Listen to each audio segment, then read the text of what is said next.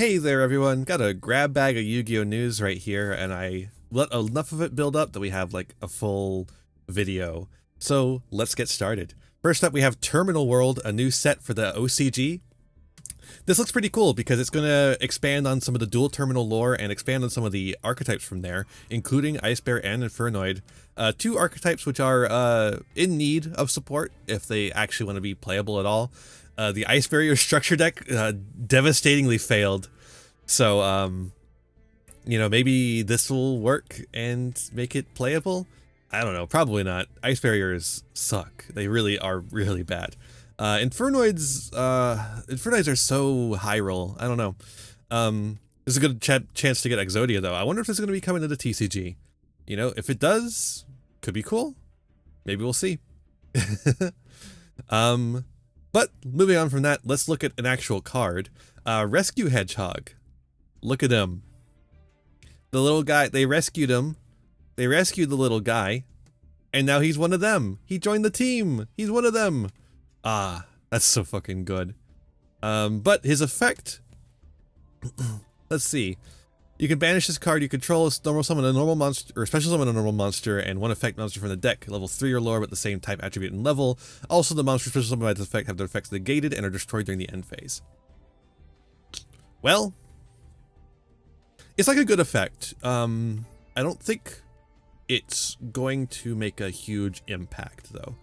I kind of think we're a little bit beyond the rescue animals, except for maybe Cat at this point.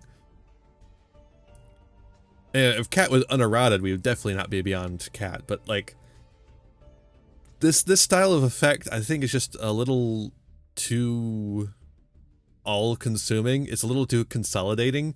Like, what happens if they negate the Rescue Hedgehog? You don't have a turn. And like, there's a lot of archetypes that have an in-archetype monster that does that, and then they have plays beyond that. Like, oh, your one card starter got negated, so let's use our other one card starter to get our plays going, and then use that one card starter that got negated as material for the next thing of the combo. Whereas Hedgehog is not going to be that for a lot of decks. I mean, like, if you look at decks that this card could be used in, you're looking at like Sun Avalon, Skull Servant, and this is an Earth Beast monster, so it doesn't really have any synergy just on its own with those decks. And it doesn't really do a whole lot for Sun Avalon either. It just kind of expands on what's already there. If you look at Skull Servant, I think it can do a lot, but it's just like an easy negate. I don't know.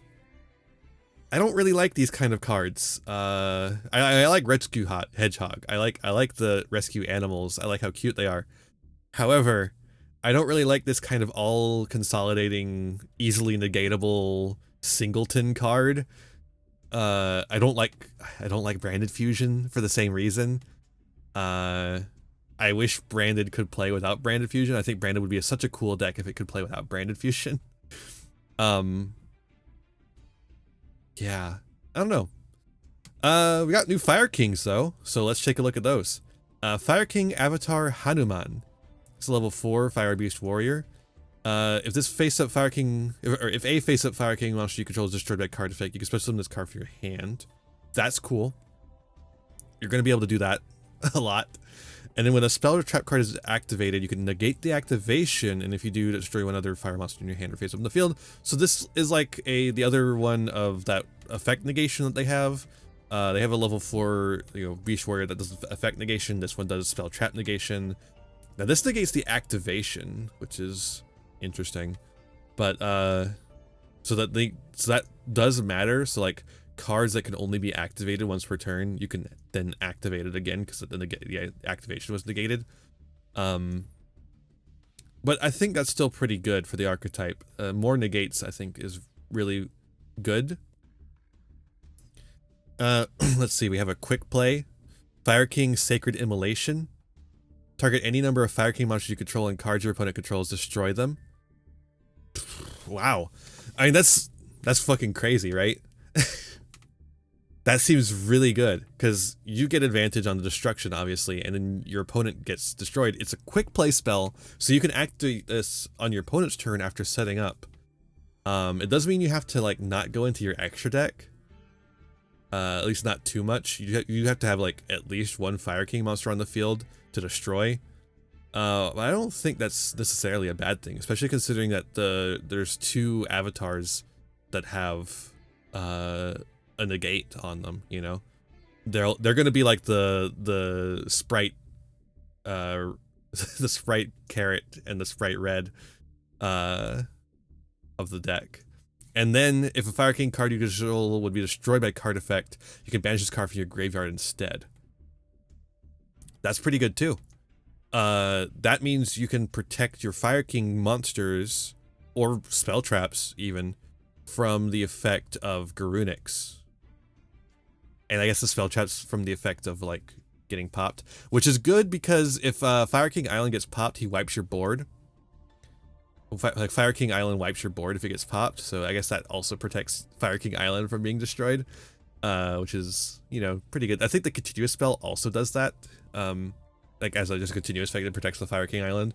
But this one also protects your monsters, if you're like summoning back the bird, the big chicken. Solidarity Strike of the Fire Kings. You only use the first and second effects once per turn. Special summon a Fire Beast monster, a Fire Beast Warrior, and a Fire Winged Beast monster. 1 each from hand, deck, and grave. But their effects are negated. Also destroy them during the end phase. Huh? So you get to special summon 3 monsters, but you have to have 1 in hand, 1 in grave, and 1 in deck. And it has to be the 3 specific typings. That seems really bad. It's just too situational to use, right? No way. No way. You can banish this card from your graveyard. This turn, your opponent cannot activate card or effects when your Fire King monsters are normal or special summon. That's nothing. No, that's nothing. That second effect is not even worth, like, Foolish Barrel Goodsing it. It's just, like, nothing. I don't think so. I don't think this one's gonna see much play. I don't know, I could be wrong. Maybe that first effect is actually crazy. Maybe it's actually really easy to get all that stuff together, but like... I mean, I guess technically all you gotta do is have one of the cards in hand, and you know you're gonna have the other ones in deck, and then you have to send one to grave somehow, like with the Foolish Burial or something. Maybe it's not that bad, but it is also just a normal trap card. Labyrinth Fire King, let's go! And we're gonna reprint a Blaster. He's back, baby! Blaster is back. Alright, one more.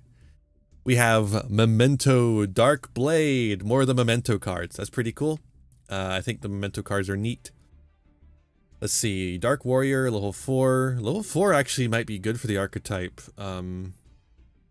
They need some more of those low-level guys, but like not extremely low-level.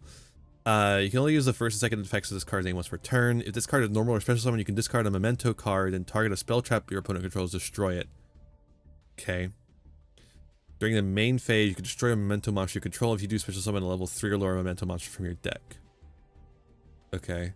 That's just what we needed, is more ways to destroy Memento cards on field, and special summon Memento cards from the deck. That's sarcasm, if you couldn't tell.